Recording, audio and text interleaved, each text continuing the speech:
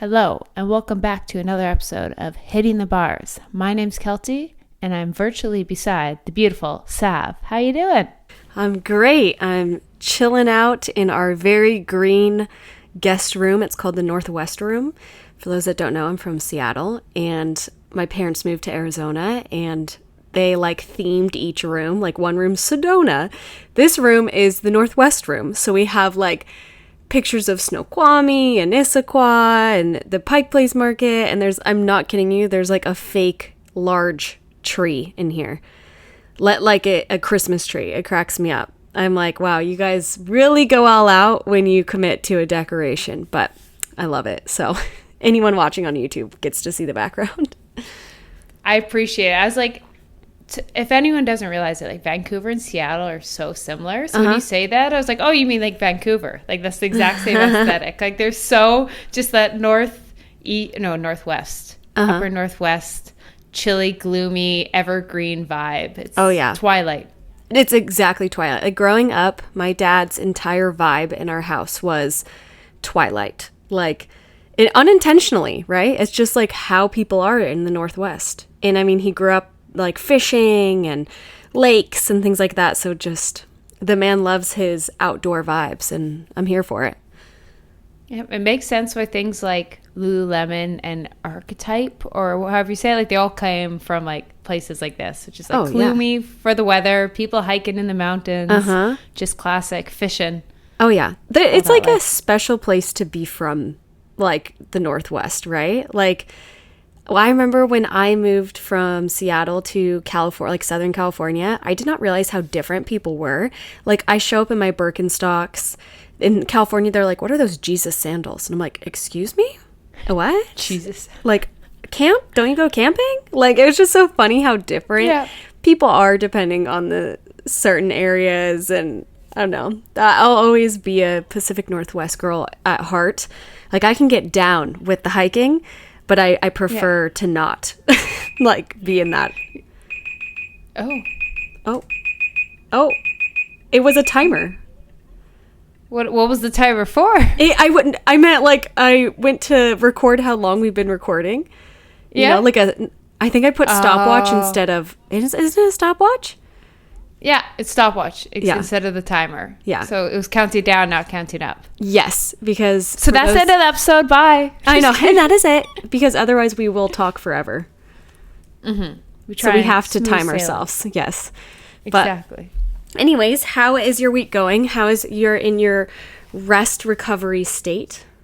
Yes, if you guys remember, did a triathlon. It was almost 3 weeks ago. And during it, the last 1K... I was dumb and my hips seized up when I jumped up onto this step.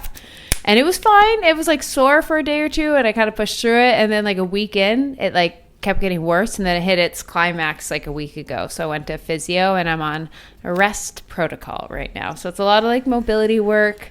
I had to cut back my running, so obviously I don't want to lose the streak. But whenever I have something like this, what I'll do is I'll just go for a long walk each morning.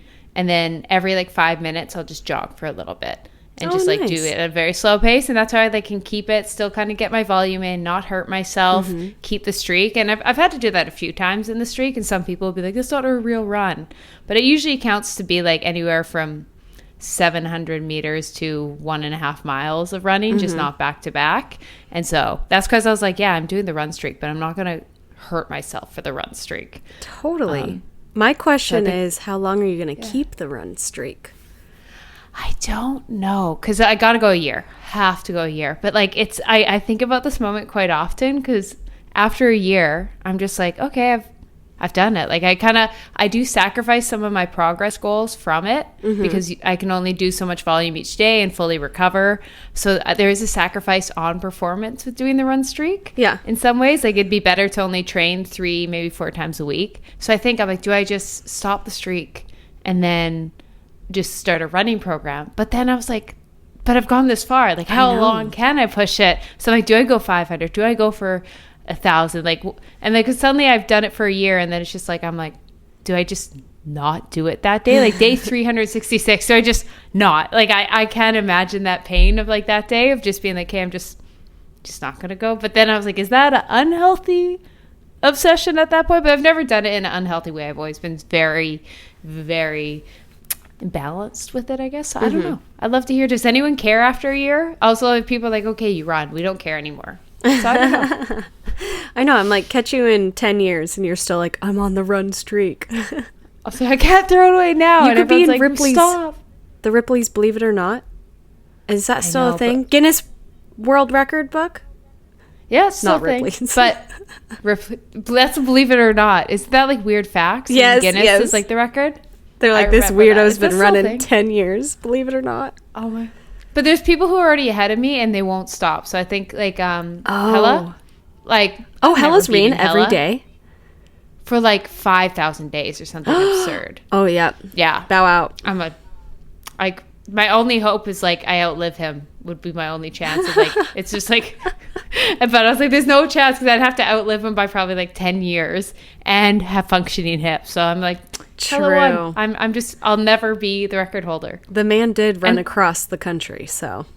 I know. And I follow him on Strava, and he's like so happy every day, just running all this. Like it's why I follow him. It's aspirational, but then here I am like complaining about a couple kilometers. And what then is he's Strava? Like, just ran 20. You don't know what Strava is? No, what is it? This is like the cult of runners. It's like social media for runners. It's where you can like track and upload all your runs. Yeah, it's massively big. Like usually every big professional runner will like use Strava for their like world records. And does it show not where they fully run or what? Like, yeah, so you can see the map and then it posts and then you have a news feed and so people can comment on it. If you want to follow, I if anyone is there, I will accept it unless you don't have any. Like, I know the people who are just curious, like they just go in just to see if I'm right. I'm like, no, I'm not going to accept you. I'm just going to accept actual runners. Ooh. I'm little. So, but if you're actually running and you're like, I want to be a part of Keltie's Strava, I'm like, join in. Okay, I'm going to join. I saw that. I wonder if Kylie has one. I just saw she's doing a half marathon. Oh, she's yeah, training. I saw that. Mm-hmm. She uses a Garmin, so she probably does. I know Garmin and Strava are pretty tight. See, this is where I'm like, I don't know all of social media. Like even Be Real, I cannot get behind Be Real. Like I will post it like once a month. And I was in New York and I was out at dinner with the Gymshark athletes and Libby was like, Sav, do you use Be Real? And I was like, do I use it? I mean, I have it, but I do not use it. I'm like, I don't know. Like I love it, but I get the concept, but I'm also like, bruh. And I feel like we talked about that on the podcast, but I'm just like, it is not my thing. Plus, like, I'm not in exciting places half the time to like take it. I'm like, ooh, watching Shark Tank with my parents. Exciting. I swear every time Be Real comes, I'm doing computer work. I'm like, I refuse. So anytime I get the notification I'm not doing computer work, I'm like, hey, I'll actually take it today. Like yesterday, I actually took a Be Real. I was like walking in Stanley Park. And it was fun because I looked at what all my friends are doing. So yesterday, I was like, I love this Be Real. I'll forget about it for 3 months. And then I'll like be like, oh, Be Real. That's how I consume social media. I forget they exist and be like, oh, this one seems fun. Yeah. And then forget it exists. Yeah. I feel like I only have like 3 friends. So maybe that's why I also don't see it. Yeah, that could be it. I was like, how many friends could people have on it? Because I feel none of my friends are really You're not allowed to it. see it, right? I know. I don't really understand it. But then I'm like, am I old? Am I getting old that I'm not on Be Real? I don't think it's getting old. I have no idea. Somebody go comment on our Instagram if you think it's old to not like Be Real. But I'm like, how I view it is like we consume so much social media as it is that like I don't really care to have one added. But then again, I do enjoy like people from my high school or college that like they used to post all the time on Instagram and now they don't really. Maybe they will like a blue moon. So I do like seeing that. But even then, I feel like they don't really post on Be Real. So I'm like, all right. I think Be Real would be really fun when you were like in high school because you had like such a massive group. So imagine everyone in your high school all posting at once and you like see what everyone's doing. I was like, that's fun. But now my groups of friends are like so spread out and chaotic that it's like hard to keep track of like everyone and not everyone's really into it. So it's more I'm like, oh cool, everyone's doing computer work. Everyone's at work. It's like kind of entertaining versus like in high school. What's everything happening in your high school? So I think outside of high school and college, I was like, the appeal's not quite there unless you worked for like Google or something. Yeah. The only thing, though, is, like, I feel like it would give me major FOMO if I was in high school. You know, like, say a group was hanging out and you weren't invited, because I remember, like, Facebook was really big when we were in high school, and, like, everybody would post what they were doing, like Friday night football or whatever, hanging out, sleepovers. And I remember having, like, FOMO from that and being sad to be like, oh, I wasn't invited to this, or, oh, I didn't have time to do this. Like, you know, especially as, like, an athlete, you couldn't go to majority of the things because you always had practice or you're traveling. So that's where I'm like, man, I'm glad we don't want to be real, because I would totally be like, I don't get FOMO now that I'm older. Like, that's what I love about as you age. That kind of leaves, right? Like, I don't know about you, but it does for me. Like, I'm now like, do whatever you want. I could care less. Like, but back when you're younger and you're social, like, you're a social little butterfly, and that's like the most important thing at that time, because you're so young. You don't have anything else really to do or worry about. So yeah, that's my take on it. That's true. But I'll say Snapchat stories and Snapchat and Instagram kind of already give you the FOMO. So I think you'd have FOMO regardless. But I will say, with age, I think you get rid of FOMO because you realize it's not always that fun. You have enough experiences of like, for example, you forget how many times you went to the bar and you were like, this wasn't that fun. Like, you're halfway through it, you're drunk, and you're like, this is kind of useless. But like, when you're young, you're kind of under the impression that every night's going to be your best night. And after like 50 night outs, you're kind of like, only 10%. And so you kind of know the formula to have a good night, and you're like, unless that's there, I'm not doing it. And so I think that's with like age, it gets rid of FOMO. You're just like smarter. You're more selective. You know, this is exposing the influencing world, but like, whenever I would see events like be posted where influencers go, you always know they're not that fun. like they got fully. That pic, and majority of them are like scrolling on their phone. Not all events. I've been to some that are so fun. Like, when I went to the Knot, that was so much fun. Everybody was like, they'd take their photo, get their content, and then they'd hang out. They'd chat. Like, we all became legitimate friends, where sometimes if you just go to these like random gifting ones, they're fun, but like, majority of the time, if this makes anybody feel better, if you see them like go to some, say like Courtney's new launch with, is it Lamy? Oh yeah. I tried to get it. Canadians can't. I was so pissed. Oh, that's horrible. But she had a launch, right? And it looks so cool. Yeah. I can almost guarantee people took pictures and then they just went on their phone and sat there. Like, I can confirm that when I lived in Toronto, like, there was a couple events like we went to, and they would actually turn into like ragers, and they were really fun, like a new restaurant opening. Ooh, there was and you like I met a lot of people through that, because suddenly they're giving free alcohol. So there is the ones where everyone gets drunk and it's an absolute blast. But 90% of the time, me and my friend would go to get whatever was free, which was usually like a free meal, free food, and free drinks, and then just go on with our night. So we were there like 5 minutes, power drank, ate dinner, pieced out, and that was like the equivalent of all it ever was. Like, you know what I mean? So it's not like you didn't even like talk to other people. It wasn't this like exclusive party. I was just literally like, free food, sign me up. And that's how I paid for my first, when I was in Toronto, how I got free food. I was like, I would go to every PR event, so I didn't have to buy dinner. I love that. There was, my friend Jessica loved beauty, and like, so she got invited to a beauty one, and this was like right before COVID, and it was for Tarte, and it was like a drop of somebody's collection, and they were doing it at this, what are they called? Roller skating rink. Oh yeah. In LA, that was like famous for Britney Spears filming Toxic there.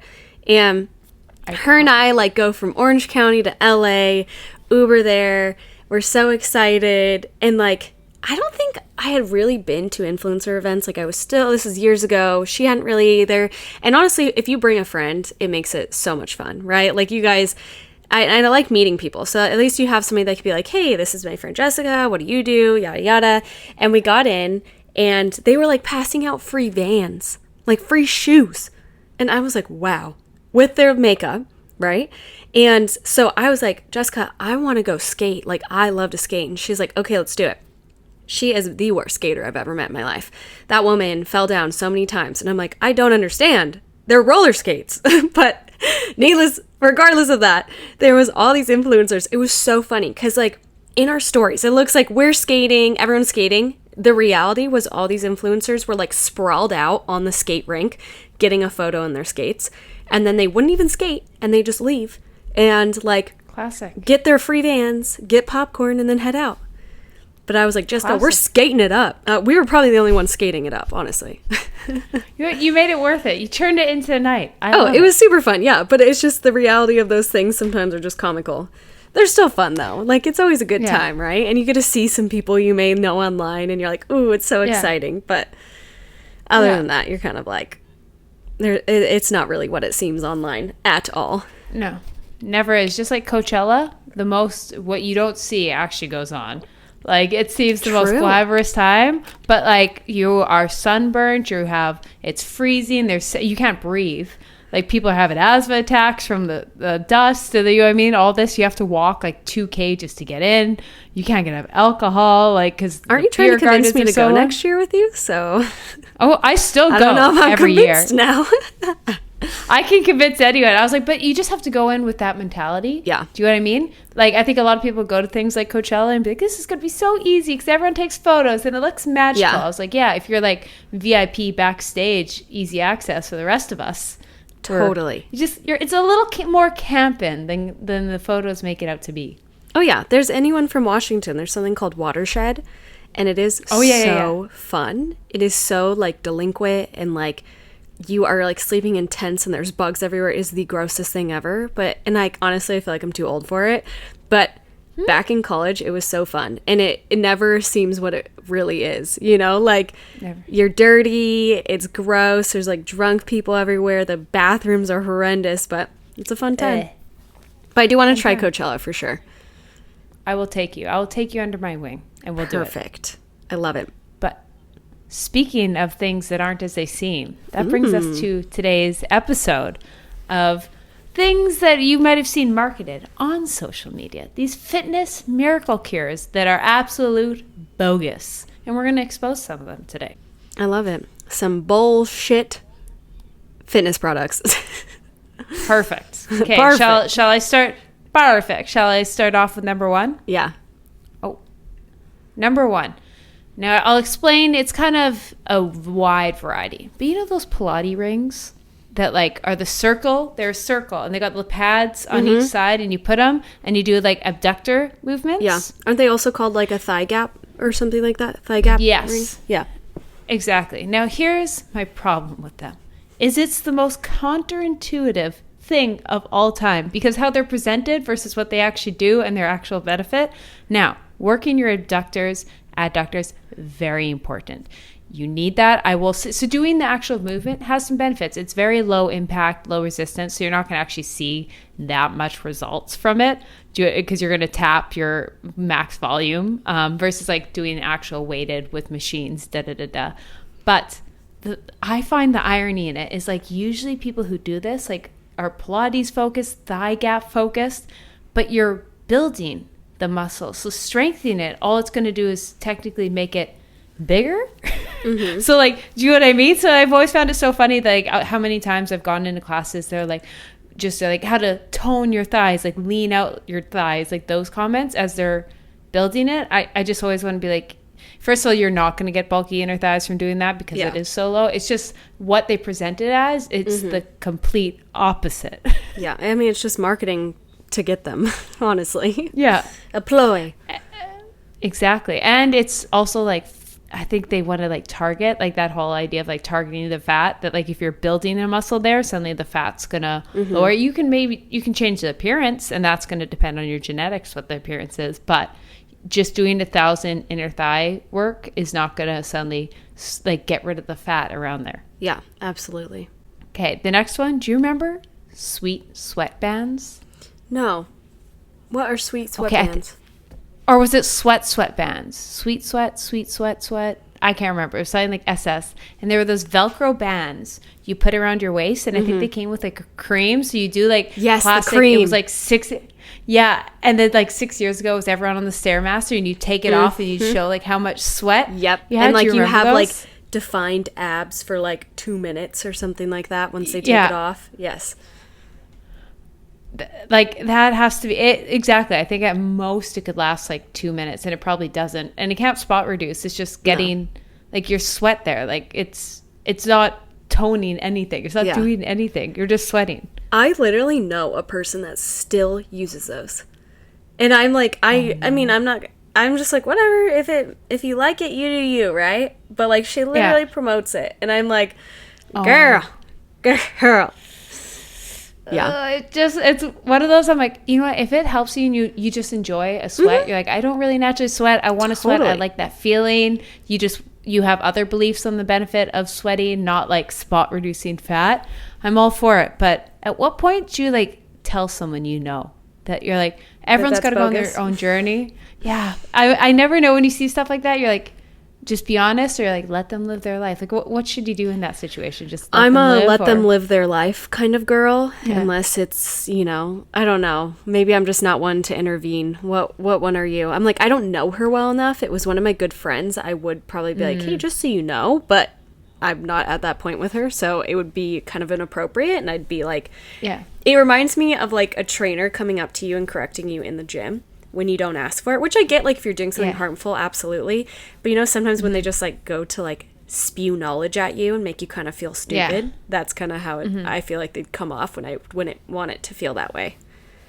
Oh, for sure. No, I'm the same, that, like, as much as it sounds like, oh, I just want to help this person out, I could have done it. It's like, it's getting them to the gym. I can't. But if one of my best friends ever said that, I would literally be like, you're an idiot. Take that off. Like, you gotta be the close friends. Like, I'm like, no, there's no nice stuff. I'm just doing it for your actual better good versus what you think of me. But that's like reserved for your like 6 closest friends that you can talk like that. For sure. And even if they, usually maybe they'd ask their opinion or maybe do research on it. Maybe. Yeah. Maybe there's research. Usually when your friends, that's also your closest friends, are asking you before they buy anything like that. So just right off the bat, you're just like, no. Yeah, absolutely. Which I feel like that makes you think. Oh, go ahead. Oh, I was just going to say, before we go into the next one, which is a good segue, that is a good segue you're coming with. But then what's your thing with like Instagram and like TikTok responses? You know what I mean? Like people who see other people in the gyms like post and then they respond to whether it be their form and stuff like that. Like where do you like, what I really think about I can't handle it. It's weird. It's so weird. I honestly did not share my workouts for a very long time because of that. Like it just was like, it was just kind of like, do people even enjoy this then? Now I've actually gotten back into sharing my workouts again, and I love it because I feel like I don't have a very conventional workout routine, and so I just like to kind of share it with people. Say, hey, here's also an option of training.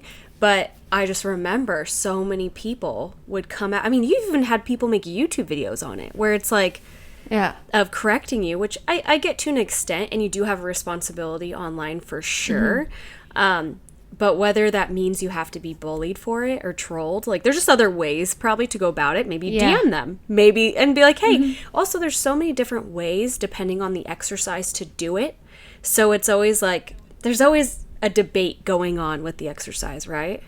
Yeah. There's the line, and I don't know what the line is, and it's so murky of like, there's misinformation. Let's try and like get rid of the misinformation, but at the same time, like what are we like picking apart every single thing people doing and like unneeded? Like people didn't ask for this, but at what point are you and you know what I mean? Like even like myself, I've done celebrity like routines and stuff like that, but it's just more of entertainment and like you comment, but at the same time, like you're not going there and being like, this is wrong, this is right, like it, because no one asked for that. It's a weird one.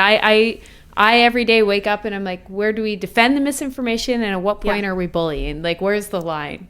Yeah, absolutely. Yeah, it'd be interesting to hear people's perspective on that, because it is such a controversial subject on social media in general. Like TikTok especially, I feel like people are always making comments because it's, I don't know why, but they can be so unfiltered on TikTok. It's like they're hidden, but because they don't actually have to share their life on it, where Instagram you can actually find out a lot about that person, so it makes them not as anonymous. TikTok is a different beast. It's a different beast. So I have to monitor myself on there. But speaking of, we kind of segued, but back to the band waist trainers. Have you ever used one? No, I've never used a waist trainer. I just cannot get behind that. Have you used one? So bogus. I did for a YouTube video. So I bought like Kim K's. Kim K has a waist trainer? on Skims, she had like a waist trainer on there. I don't know if it's still there. Oh, I should Google if it's still available. Skims, like to work out, or just like a corset type? This is it was like corset type. Yeah, waist trainers. Shop Skim waist trainer, seamless sculpt, soft to touch, virtually undetectable. Now, Skims shapewear, love. That's the thing. I'm all like behind shapewear. I get if you want, maybe just not to exercise in it and expect it to change your waist. But I'm for it if that's what they want to wear, like behind, underneath a dress or whatever, right? Do whatever you want with that. Exactly. Like the shapewear just like keeps everything in place. Like everything's smooth. I wear Skims pajamas every night, robe every day, bra every day. Like I'm the biggest Skim fan. But now there is on the site waist trainer.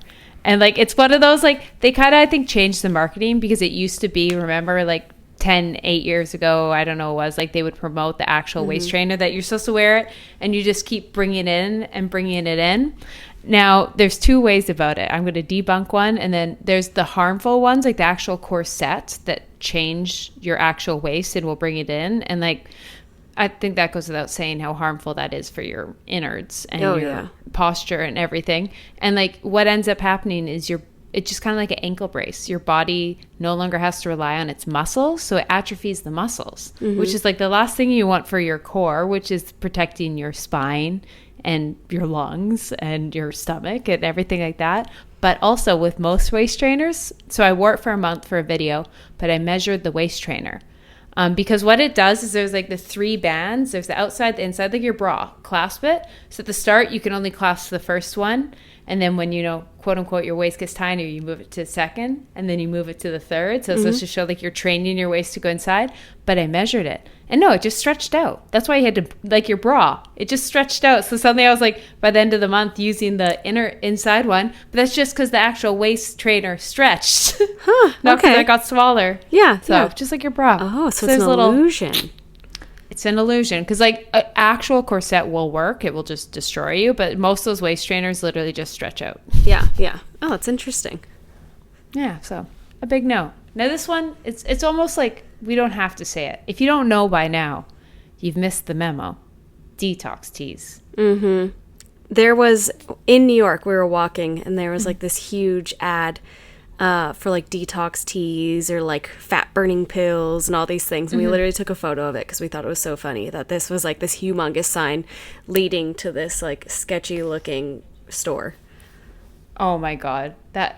We need a new word, because we all know you can't really like detox your body, like your liver and kidneys and all that. We all know that. But there is like, we need a term for just like, we're trying to like stop with the bad stuff, get rid of it, bring in more good stuff, do a nice flush to the system. You know what I mean? Like, so it's not a detox, maybe reset. Do you know what I mean? Like, let's stop using the word detox in like wellness.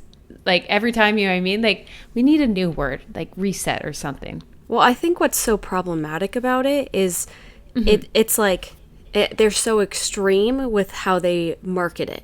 And that's because it's sales, right? Like, it's all advertisement. And I think what's problematic is people take it so literal and will view it as, oh my goodness, I can lose 15 pounds doing X, Y, and Z with this tea or whatever it may be, and not eating anything, where it's truly just marketing. I mean, it's a facade. And I think that's where it gets really dodgy, is just like I don't know, people don't have enough education sometimes on it and just think quick fix, perfect. But that's not what it is if you read the fine print. Yes. And I should also say, like, and I maybe expressed myself badly there, is like, there's no correct meaning or regulation behind the word detox. You know what I mean? Like, everyone just has this weird saying of like, it just means like get rid of all the bad stuff and, like purging of all the weird chemicals and all this inside your body that your body's naturally doing all the time. Yeah. And so it's just like with detox teas, without getting into it, just like realizing it's marketing, the name. And most of them are just a diuretic and a laxative. So they'll make you pee a lot and go number 2 a lot. So if you do lose weight, it's just because everything, like sometimes you get backed up, but it's not like they're a miracle cure. And like, it's tea. It can't really do that much. Yeah, true. But once again, we're not medical professionals, so I can't really say what's a detox or not. So I'm not, that's why I was like, I'm trying to tread that lightly. But I think that's why exactly though, there's no medical term. Like detox is so broad, aside from if you're actually going into like alcohol detox or something, but that's completely different. Yeah, for sure. Next up, booty bands. Now, they do serve a purpose. I love a good booty band to like warm up. If you have access Activate to nothing, your muscles. it is still resistance, and that increases. But like resistance, you like hit your max for the week of volume so fast. And so with the resistance band, after a while, like I think it's the idea that we've made them this like miracle thing. That you're going to have a butt if you use booty bands. Because the word booty bands, and it's so catchy. Yeah. And also like so many of your favorite influencers have them. And yeah, I think bands are great. But you just can't take it so literal that you're going to grow this huge ass because you have booty bands. I can promise you, it's not how the Kardashians did it, okay? No, like, not at all. Now, do I use a resistance band? Almost every day. They're a great thing, but it's not like exactly. You're not going to go Kim K's just by doing like glute bridges with a resistance band. Yeah, totally. Unless maybe you like... Are the Kardashians' butts fake? Is Kim and Khloe? I feel like Kourtney doesn't really do fake. But I've always wondered Kourtney's does it. It's a weird one because I was like, I hate the idea of like us ripping apart a woman's body and be like, is it fake? Is it real? But at the same time, like they've made an entire career and their butts are perfection. Yeah. So it's like, at what point do we know? But then like kind of just look at. Yeah, I'm not trying to shade them. I'm just like actually curious because I've been watching the second season and Khloe, like her body is amazing. I'm literally like, it's unreal. Like the butt. I'm just like, how did you get it? I'm so curious. Asking for a friend, but I have a feeling it's not natural. It's one of those, I remember, I don't know if you remember a long time ago, Kim got her x-ray to prove that there wasn't an implant in her butt. Did? I didn't know that. But there's also the BBL, which isn't an implant. Fat like, transfer. You get a butt. Yeah. So it's kind of like, it doesn't matter. We'll never know, even if they prove it. Like, we just have to take their word for it and, trust. There is some people blessed by God. That is just a reality of it. But then, like, totally, it looks like what most people could only achieve through surgery. But I'm not a surgeon. I can't spot it. We'll never know. We'll never know. Either way, they're rich or genetically gifted. And they're probably both. And see what? Bless up. It is what it is. We could just know if you did the BBL, you could get that butt, but you're also risking death. So, not for me. Plus, that's like temporary. BBLs are like, since it's a fat transfer, it's not like it's promised to stay, depending if you gain weight, lose weight. True. Yeah. That was a huge topic in Miami when I lived there. Everybody had a BBL. So I learned a lot about them. It's a fascinating one. I was like, it is. It's so I'm not against plastic surgery. That one's just, it's scary. You just you're like, what is it? Like 1 in 100 girls die from it? Or like, it's like a crazy, it's the highest likelihood of death via a plastic surgery. I know that for sure. But the percent, or it might be 1 in 1,000. Either way, it's like too close, or low of a number for comfort. I'm just like, oh, not for me. It says, this is from 2017, actually. Are BBL deaths common? About 3% of surgeons have had a patient pass away. That's 3 in 100. That's even more than I said. Wow. 3%. That's crazy. That's terrifying. So that's why I was like, I just, squats, and let's all accept some butts are just smaller. Like me. Oh, yeah. Same. I used to kill. You have a nice butt. Oh, thank you. But I used to kill myself, like doing leg day, doing hip thrusts. Like, oh my gosh. I was just like, that was my goal, was to like get a butt. And then I realized like, this is exhausting. And like naturally, I don't have a big butt. And so like, I just, quite frankly, was like, I don't care anymore. And so now I train because I like to train and I like to increase my weight. I like to challenge myself, but I'm not so fixated on having that bubble butt that everybody, talks about. And I think that should be normalized. That like you Oh, can for be sure. a freaking fitness influencer and not have a huge badonkadonk. Oh, 100%. I think I had the realization like 2 or 3 years ago, because I was the same. Like, I come from being a board. And so like I was like, I'm going to build my butt. And I spent so many years, like some scientifically based, some just a bit more just was influenced by people, but like did so much work on how to grow my butt. And recently I like test the strength of my glutes. I have very strong glutes and they're not big.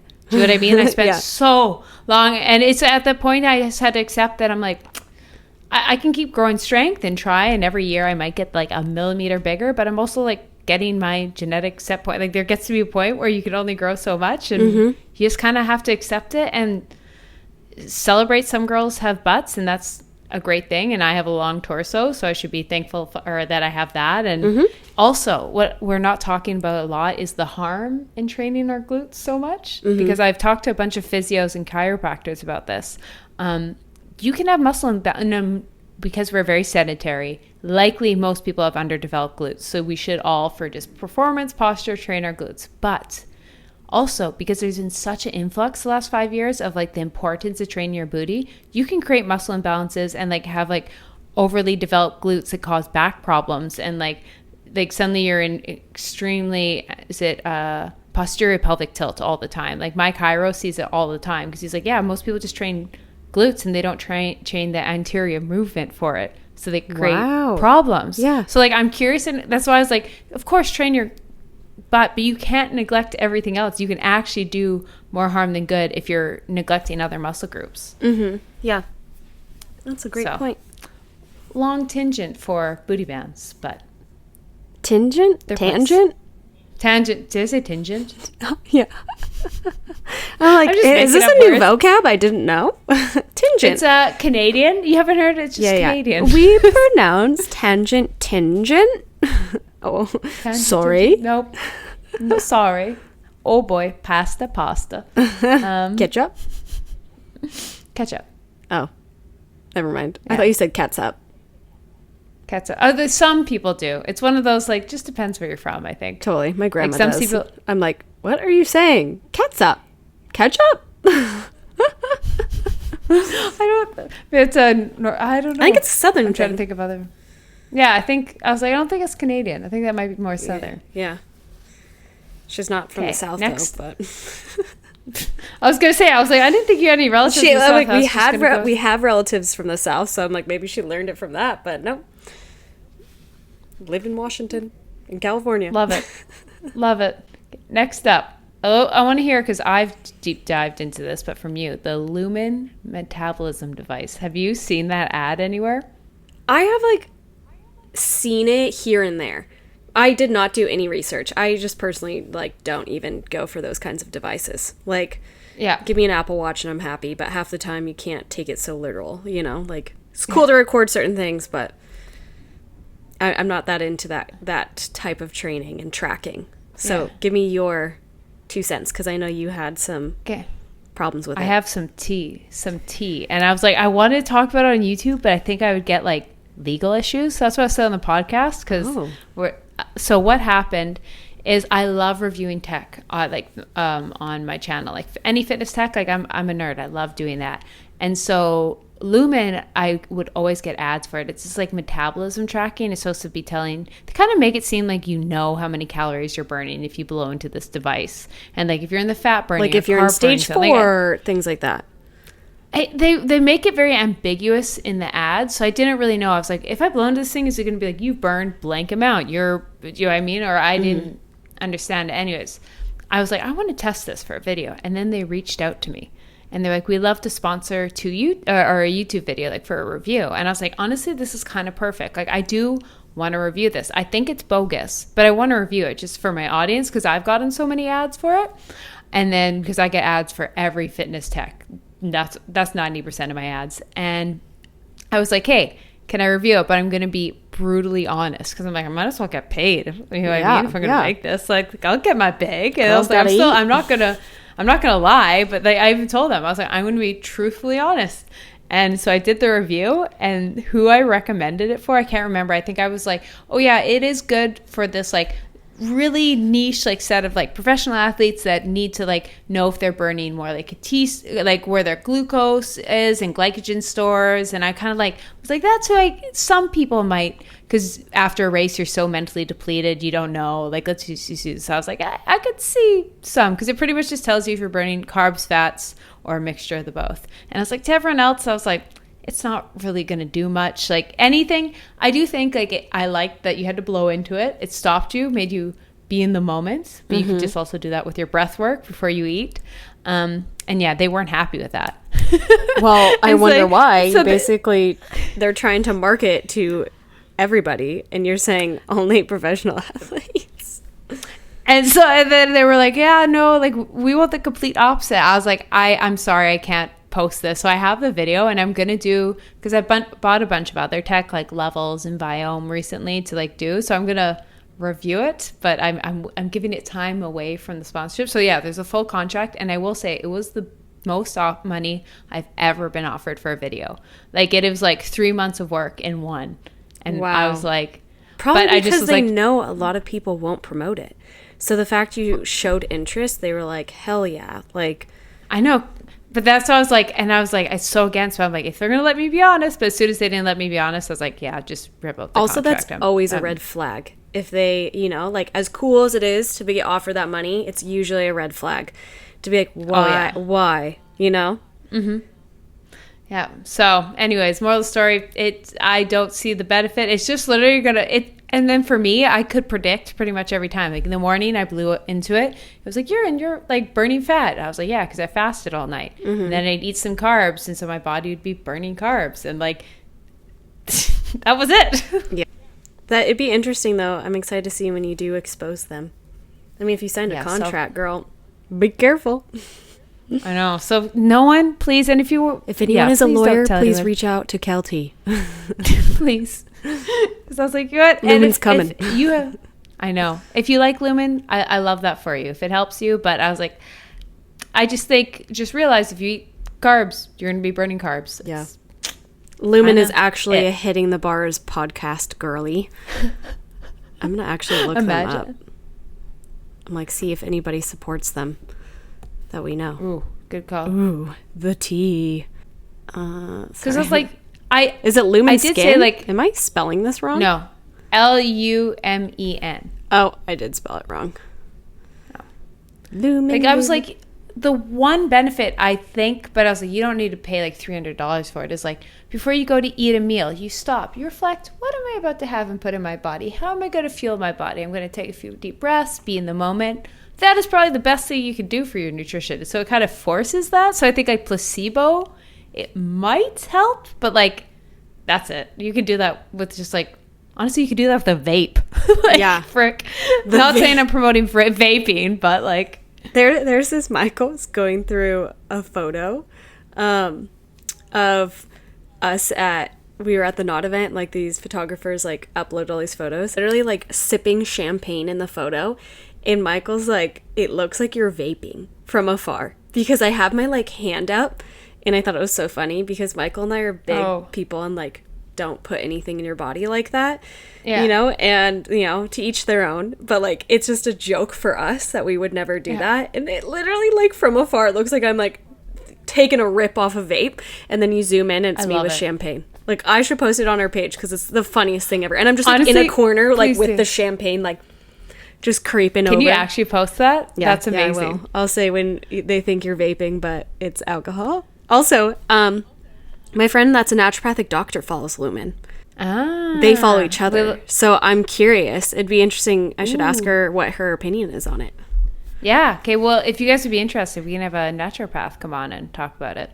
Oh, yeah. You would love her. Her name's Amber. We met her years ago when she was still in school back in Seattle. Uh-huh. And Michael was working this one job and like befriended, you know, a coworker. And we were like, hey, let's hang out. Let's go on a double date. And he's like, I met this girl, Amber. And so we went on one double date with them and we hit it off. I hit it off with Amber. And then she was moving to San Diego to finish off her school. So she like ended up leaving. We moved to California. And we stayed really good friends with Amber. Like, she would come over for New Year's. All three of us would always hang out. And she ended up, like, not dating that guy because it was, like, she was moving. It was kind of pointless. Yeah. But we just thought it was funny because we started off as his friend, and then Amber is one of our friends now, right? Isn't that cute? That's how it works. And she's sometimes. a doctor. So whenever I have it. questions, I give her a little ring. I love it. It's good to have that. Good to have that. Be like, we can only know so much, and then the medical professionals got to come in. Oh, yeah. Okay. I have one thing just to go back, though. I'm about to give someone listening a $1 billion idea. So, we were talking about vaping. Mm-hmm. Why has no one invented a healthy vape? Now, hear me out. We're all addicted. Oh, no, they're not. Like, I've never even tried a vape. But, like, I mean, like, obviously so many people are addicted. And it's, like, such a sensation and all that. I was like, what happened if someone made one? Just kind of like Nicorette gum, but there's, like, no nicotine. There's no thing. And, you know what I mean? You have that movement all day, but every day you're blowing in something good for you. I don't know what that'd be. I don't know what you can blow in that's actually good for you. I know. I'm like, but I feel like it's the act of, like, filling your lungs with something foreign that may be the problem as well. I know, but like whatever, like something that like the more you did it, like drinking water, it's a good thing. I was like, what's the equivalent of drinking water, but like healthy air? I don't know. I just think we don't even need it. I think the moral of the story is nothing. You can vape an imaginary vape, and that's the answer for me. There it is. I just think a lot of people would buy that. So I think it's a big because it's like idea. The habit of vaping, and so they would just because you get the habit and do something that makes you feel good. That's what I don't know. It could make you feel good. You breathe in. That's what I was like. I just think there's something like these people have this habit of doing this all day. Why don't the whatever you're inhaling be good? Like instead of if you're addicted to junk food, the opposite is just eat a bunch of healthy food. Like okay, that's overly simplifying it, but you know what I mean? Like instead of just being like stop, it's good for you. I don't know. I think there's something there.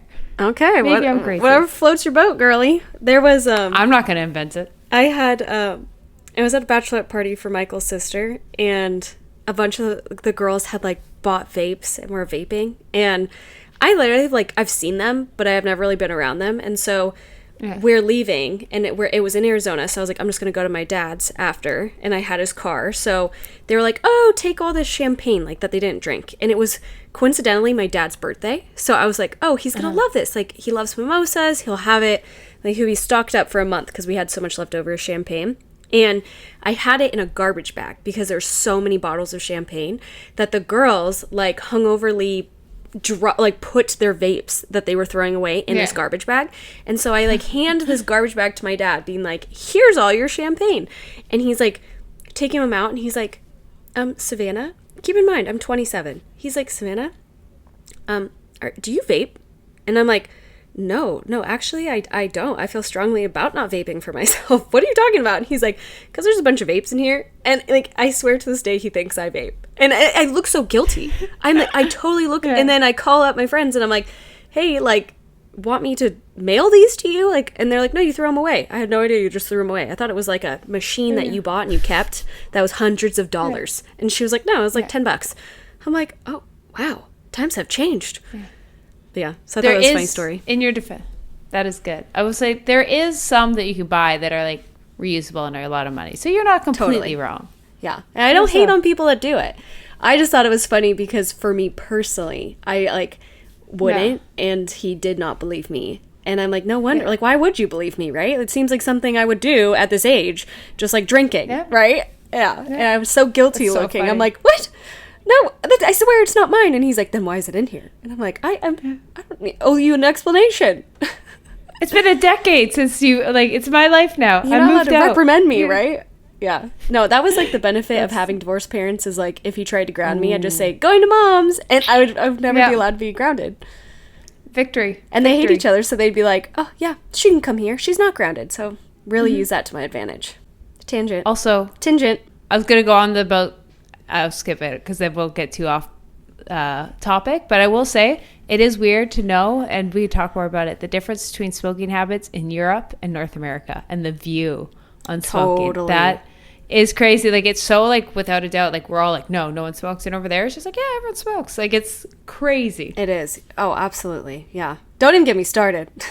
Yeah. I was like, but that's for a whole nother video. Yeah. So we got two more. One Orange Theory Fitness. Now, I have a whole video coming up about it. I'm a little biased. I used to work for them. It wasn't the best of experiences. I know the tea, but it's more so like them and other companies marketing that you're going to do this one class and you're going to burn like 900 calories. And like you've probably seen it like in so many studios do this, or they like 1 hour and this. But what most people don't realize is the marketing thing and small little things underneath. It was tested on a 6'4", 200-pound man. Going 100% can burn 900 calories. Like the most like women like my size, like I've killed myself in workouts, and I think 400 calories would be like the upper threshold. But they've changed a bit of their marketing, but I still see companies doing that all the time. Be like 1,000 calories in an hour. No, unless you are a 6'4", like hefty man. Yeah. Oh yeah, totally. I think where the problem with that could possibly be is sometimes we think like if we do Orange Theory, it'll solve our problems. It'll get the physique we want, but you always have to take into account like what is your goal? If your goal is to exercise consistently, have a great workout, an all body workout, fantastic. Orange Theory is your kind of thing if you want a community. But if you're over here kind of being like, oh, I have these certain physique goals, that may require me to lift heavier or something like that, it may not, Orange Theory may not be for you because it can be repetitive. You're not really challenged with the weights as well. You know, there's a certain amount that they have, but you're not trying to hit new personal records. You don't have time because you're like running around for, 50 minutes? About half of it. So I think it's 28 minutes it usually works out to be. And yeah, that's just someone, I'm going to steal this. I don't remember who from, but like we need to differentiate between workouts and exercise. So like Barry's spin class, they all fall into this. Is like they're great exercises. They're great. Like you get in, you get a sweat, you get a movement, you get a bit of resistance training. It's kind of, but if you have a very specific goal, you want to grow a muscle, you have a performance goal, you need a structured, periodized program. So I think it's just like separating, and like some people's goal don't have a very specific goal. They just want to be fit, healthy, and that's what those classes are great for. They keep you accountable. But like if you're like, my goal is to increase my bench by this or my glutes by this, I'm like, you'll get there a lot faster by a structured, periodized program designed by a professional. Exactly. There you go. Yeah, simple. And the last one, do you wonder, it was the one you found last minute. I'll take it over. Take it. It's the shake weight. And I just think, the marketing is hilarious in shake weights. This is so random, but I met a girl at a fundraiser and she's like, hey, come to this workout class with me. It's dancing. And I'm like, oh God, I hate to dance. It gives me anxiety. She's like, it's dancing and weights. And I'm like, okay, like I want to make a new friend. So sure. Then it ends up like getting canceled. The trainer's like sick or something. We don't go. Her and I still meet up for dinner. And I'm like, okay, what's the class like? And she's like, oh yeah, I use these certain weights. And I'm like, what? And she shows me a picture. Shake weights. It was dancing with shake weights. And I was like, no. What? No. This is your class? No. She loves it. So I'm like, dude, I'll try it. I'll try it for fun. Why not? But yeah. Do you want to explain shake weights to the audience? I'll do best. I never thought they actually had like anyone who bought them and thought that, like, I always thought like they were a meme. That's like, what I thought. mean? Like everyone, yes. I never actually realized anyone used them, but aren't they? They're like a dumbbell, they look like. And you hold it, and just if the ends of the dumbbell are like vibrating back and forth, and it's just kind of like, I think, does it vibrate or is it like electrical pulses? I don't even know. I don't know. I've never actually held one, but like the point of a shake weight is you're constantly contracting your muscles when you're lifting the dumbbell. So that was the marketing behind it. I don't even know, maybe the owners of Shake Weight, like, I wonder how well they actually did. That'd be interesting. Right? Like, what their net worth is, like, how successful it is, because I think it came out and they're like, oh, shit, this looks weird. Like, yeah. It instantly looks like a sex product. Let's all be real. Like, that's the instantly, like, first thought of it. I'm looking it up. Like, please do. I think it's... The shake weight to me is the equivalent of people who do squats like on Bosu balls. Like, you're just risking hurting you. There's no point of it. Just do it on the ground. Like, you know what I mean? It's not you're making the exercise of squat worse. So that's what the shake weight is. Instead of just doing bicep curls, suddenly it's shaken. I'm like, no. I know. Okay, wait. So a shake weight, I can only really find things from when it came out, like 2010. But they did 40 million in sales in 2010. So wow. let me see. Wow. 2022. I wonder how many. Anything after like sold. 2012 was all. I was like, Oh my gosh. feels Net after worth? Nope, never mind. That's someone named Shake. Oh. I was gonna say. I wonder how many of the sales like after 2011, 2012 were just for gags, like people dressed up for funny in like Halloween. I feel that's all the sales have been since then. It's like gay gifts. Oh, yeah. Yeah, honestly, I don't know. The only thing I'm finding last minute is 2010. So I don't know. How times have changed. Yeah. And just when you think that the fitness industry is so smart, that everyone knows everything, you're reminded, no. There's always a snake salesman around the corner. Mm-hmm. Always. But speaking of that, we're going to end off with secret snake sales. What's it? Snake oil salesman. That's the term. Sorry, I was still looking it up. She's entranced. I was trying to prove it. I can't find it.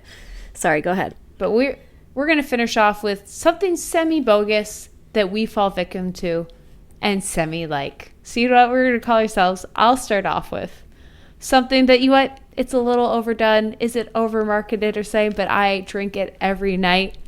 I have two actually, but mushroom tea.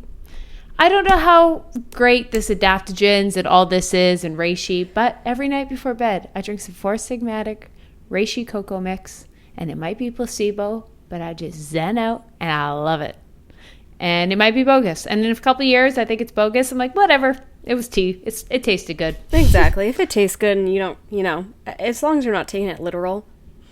Or maybe sometimes the brain, the mind is a powerful thing. Placebo, man. I know. It's the most proven scientific method or like research thing of all time, the placebo effect. So you can do it to yourself. And sometimes I do. Mm-hmm. What was your second one? And which goes during the day, kombucha. Same kind of idea. Is it fermented? Yeah. But do I drink it every day because of the taste and I enjoy it? Uh-huh.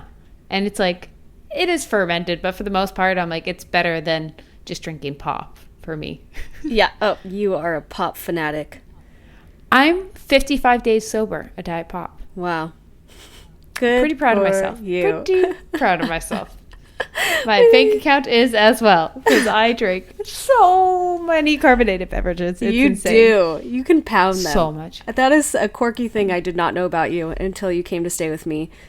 That and how you like candy all the time.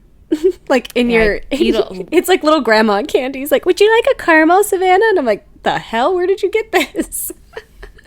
I always have something. I'll have candy in my drawers. I'll always have like little like hard candies accessible, and then I usually buy a bag of candy that like in my bag. So if you're like in my gym bag, there's a bag of candy. In my purse, there's hard candies, and then there's chocolate in my cabinets. And that's I think you were made to be a grandma, I guess. But because grandmas always carry hard candy. That's true. My mom always carried hard candy, so maybe it was passed on from the grandma. I think it's just an O'Connor thing. It must be. We just always need sugar. I mean, I love it. I was not mad. I just was like, wow, my grandma does this. Thank you, Keltie. I got you. This bag of tricks. There was also, I have a story on kombucha. I would buy it in Seattle, and I would go to this 9-to-5 job, and I was like fresh out of college, and they ID'd me one time when I bought kombucha, and I was like, what? Why are you IDing me? And they're like, there's alcohol in this. I thought I was a hooligan drinking kombucha like at work, and I realized the percentage is like insignificant. Like, you're not going to get drunk. But I thought like I looked bad for having kombucha because I was so clueless on it. Crazy. I didn't even know that. Mm-hmm. Yeah. I can't. There's a certain percentage. You really won't get turned off of it. But like, it's high enough that like you have to be 21 to purchase it in certain states or certain stores. Crazy. I don't know. I haven't gotten like ID'd in a long time for it, but yeah, back in the day. I need to know. Yeah. As you read yours, I gotta do research on this because I drink a lot of kombucha. So what if I'm running around here drunk every day? Probably. No, it is so insignificant. Like, because there is hard kombucha where you can also have alcohol. Yeah. But yeah, I don't know the percentage. Did you look it up? So how much alcohol is in kombucha? kombucha's alcohol content is minimal, with most commercially available brews containing around 0.5 ABV. This technically makes it non-alcoholic as drink only, classified as alcoholic, but contains more than... Oh, if it's more than 1.2% is when it becomes considered alcoholic. I need to do more research on this. Yeah. But now you know. Right now, British Columbia, how much alcohol... I've just been here slamming kombuchas every day and just running around with a buzz. I guess it's fermented. It makes sense. If I drink okay, this is good because I usually limit I have like one every day, and every once in a while I'll have two. And I'm like, you don't need that much. But like, what if I was around here just cracking back 5 a day? Oh my gosh. Wait, how old are you again? I'm 30. You were 30 years old when you found out that kombucha has alcohol in it. There was my stepmom yesterday. She goes, I just don't understand this saying. Can you explain it to me? I was this many days old when I found blank out. And I go, yeah, it's like you're baffled. You had no idea. Yeah. And she's like, oh, I'm like, so you were, I don't actually know her age, in her 50s. You were in your 50s when you found out that saying. And she was like, oh. That's so and funny. I thought it was so funny. I had to explain the entire thing to her. I love it. Yeah. Now let's finish it off. What is one bogus thing you fall victim to? Okay, mine is I love coffee scrub for my cellulite. And what makes it bogus is a lot of women think it takes away your cellulite. And they think like that is the end all be all. Like, slap some coffee on it, rub it behind your legs, wherever you have cellulite. That's not what happens. So basically, it's an exfoliating scrub that's going to remove that, like, those dead skin cells, so the appearance may not be, as prominent. And it totally depends on your genetics, depends on how much you do it, right? But for me, it is wild how much it will work for me. Like, I love it. And I do it like twice a day because I shower basically twice a day. And I just make sure to scrub, the back of my legs with it. And yeah, it's just a bogus thing because people always think like coffee scrub's not going to get rid of cellulite. No, it won't. It won't. But the appearance and like the elasticity, am I saying that right? Yeah. Elasticity of your skin, it will help improve that as well. There's a lot of speculation, but I love it. I think it's just more you realize what it's doing and what it's not. Is like you have your layer of skin, you have your dry skin that sits on top, and the cellulite is the fat cells that sit underneath. It's not going to remove the fat cells underneath. But the dry skin on top can be rough and bumpy. Like I have the dry skin. Naturally, I'm a dry skin gal. And I'm blessed that just cellulite doesn't really run in my family. It is a genetic thing, and we're kind of blessed that we don't. But if I let my skin get dry, I have the appearance of cellulite. And then once I started exfoliating, I realized that. I was like, oh no, it's just bumpy, dry skin. So that's what can definitely happen. But is it going to get rid of cellulite? No. Yeah. There's some things about like lymphatic massage thing, but that's so, like, the jury's out. So there's genetics. Like, for example, you have a great butt. You have the genetics for it. You've worked really hard for it, but you happen to have cellulite. Me on the opposite side, no cellulite. I've worked my ass off for 10 years, zero ass. I literally worked my ass off. Like, so it's just we're all funny. You can only change so much. Absolutely. But coffee scrub, dry skin, 10 out of 10 recommend. Yeah, absolutely. All right, so should we wrap this one up? We should, and we'll wrap it up with saying if you guys have a submission, we didn't have it in this episode, but sometimes when we got a good confession session, we read it at the end of the episode. So you can hit us up on Hitting the Bars on Instagram and leave us a confession session, which will help give some unsolicited advice. Well, it's solicited. It's just not professional advice for you. Yes. With that being said, goodbye.